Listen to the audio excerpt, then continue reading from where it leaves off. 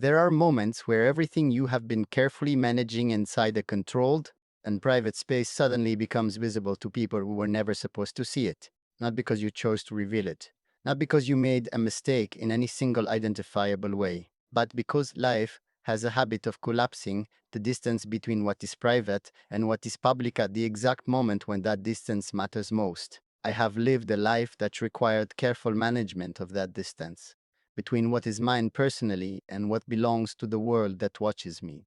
I had become skilled at it, at keeping certain things protected, at ensuring that the people and the feelings and the realities that lived in my private world stayed there until I chose otherwise. And then one evening, that skill became completely irrelevant in the space of about 30 seconds.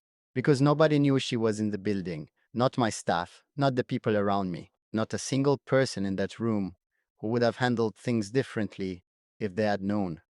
And by the time anyone realized she was there, it was already too late. The event was formal, the kind of gathering that fills a space with people who are all performing their most composed and presentable versions of themselves. Everyone dressed carefully, everyone saying things in the measured language of people who understand they are being observed. I was there in the capacity I am always there at things like that, present, attentive, moving through the evening with the practiced ease of someone who has attended enough of these things that the rhythm of them is automatic. I was not thinking about anything that was happening in my private life that evening.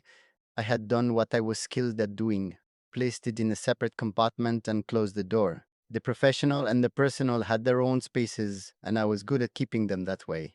Until that night when I discovered that the compartment had a door on both sides. Someone came to me and said her name in a tone that was almost casual, but carried underneath it the particular tension of someone delivering information they are not sure how to deliver. They said she was here, in the building, not at the event exactly, but nearby, in a connecting space that nobody had anticipated her accessing because nobody had anticipated her being there at all.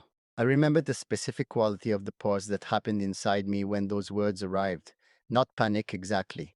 Something more contained than panic, but made of the same material. The immediate and involuntary calculation of everything that was now possible, that had not been possible 60 seconds earlier, the things that could now be seen, the things that could now be understood by people who only had partial information and whose partial information was about to become significantly less partial. I did not have time to manage it. That was the thing I was not prepared for. In most situations, I have time to think, time to position, time to make decisions about what gets revealed and what stays protected and how the transition between the two is handled. That time was not available. She was already there, already present in a space where presence itself was a form of communication to anyone who understood the context. And the people in that building were exactly the kind of people who understood the context. They were not people who would miss the significance of her being there.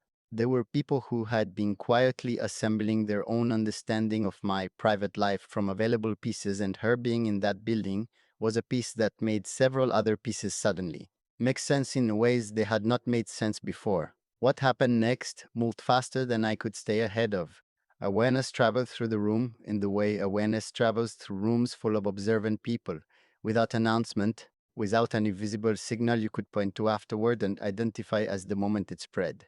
Just a shift in the quality of attention that told me the information had arrived somewhere new. I watched people become aware without watching them watch me. I stayed composed in the way that composure becomes necessary when the alternative is giving people something additional to observe. But underneath the composure, something was happening that composure could not fully contain. Because she was there, and her being there meant that the version of events that existed in other people's understanding of my life was about to be revised. And I had no control over the shape of that revision. She did not intend it as a statement. I understood that immediately, and I have never believed otherwise. She was not there to expose anything or to make a point or to introduce a complication into a situation that was already complicated enough. She was simply there for reasons that had nothing to do with creating a moment. But intent does not control impact. And the impact of her being there, in that building, in that space, at that particular moment when the people present were exactly the people for whom her presence carried the most meaning, was something that no amount of innocent intention could have softened. Too late is a strange phrase when you examine it closely. It implies that there was a window, a period during which things could have been managed differently if only someone had known in time to manage them. But what that night taught me was that some things cannot be managed. Some things exist in the space beyond your reach, no matter how skilled you become at keeping things inside the proper containers. And when those things arrive, they do not ask permission. They do not wait for a convenient moment. They simply enter the room and become real in front of everyone present, whether you are ready for that or not. She was in the building. Nobody knew.